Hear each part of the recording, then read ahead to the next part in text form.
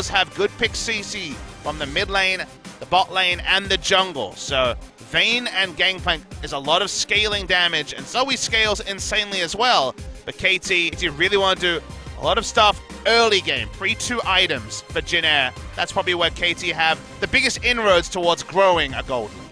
Yep. They wait for the grouped wave, they look for the turret dive, they go in earlier, but well, let's see how So1's dancing shoes are. Yeah, that's going to be the ward coming down. So1 going to flash to the side, goes low, and he'll get taken down. First blood moves over to score. arrive. In the future, and maybe we'll see some things shut down. Speaking of shutdowns, up top is going to be the counter strike there. already using the leap strike, flashes in, gets the stun in onto Pawn as Grace does arrive.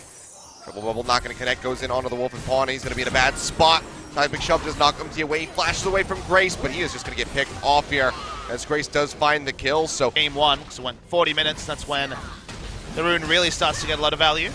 While they haven't been able to forward vision, the first recall was actually KT, so they knew that the Tahm Kench and the Ezreal. As the true jump, Score waiting in the brush. Still have vision on Teddy and Wraith. Score holding, finger on the trigger for that ultimate. Numpty channeling the recall, will go ahead and stop it. Jump forward, Deft gonna get popped up, the Devour comes through. They gotta get the lockdown straight in onto Teddy, and he is gonna get popped by the look of it. One more hit, nope, flashes over the wall, keeps himself alive.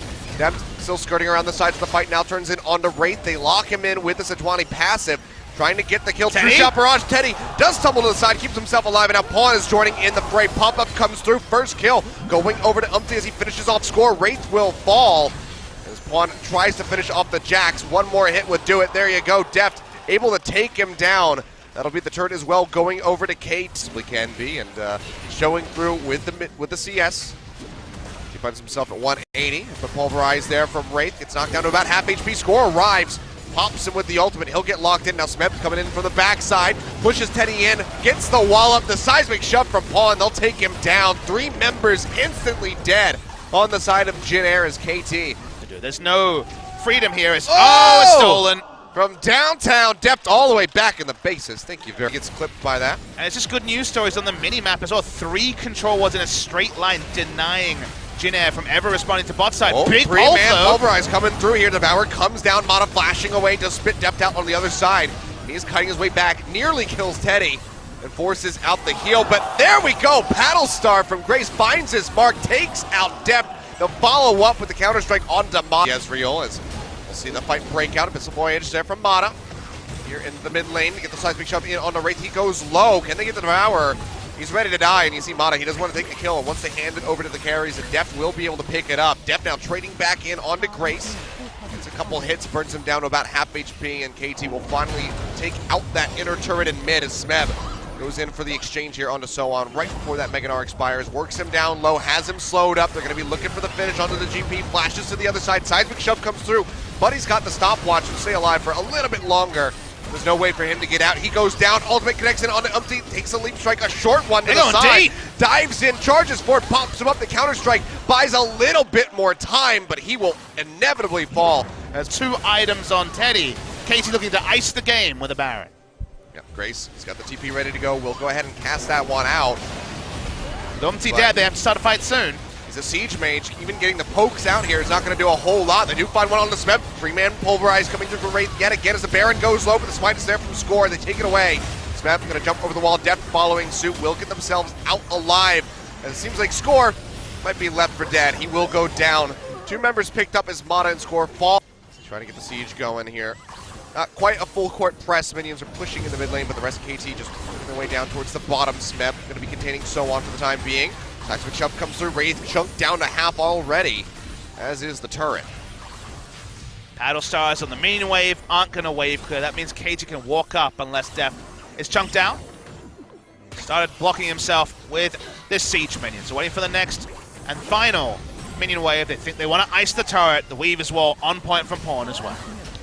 Turret goes down. Score just pulling up into the front line. The lockdown and carry if he can. Double bubble not going to hit anybody.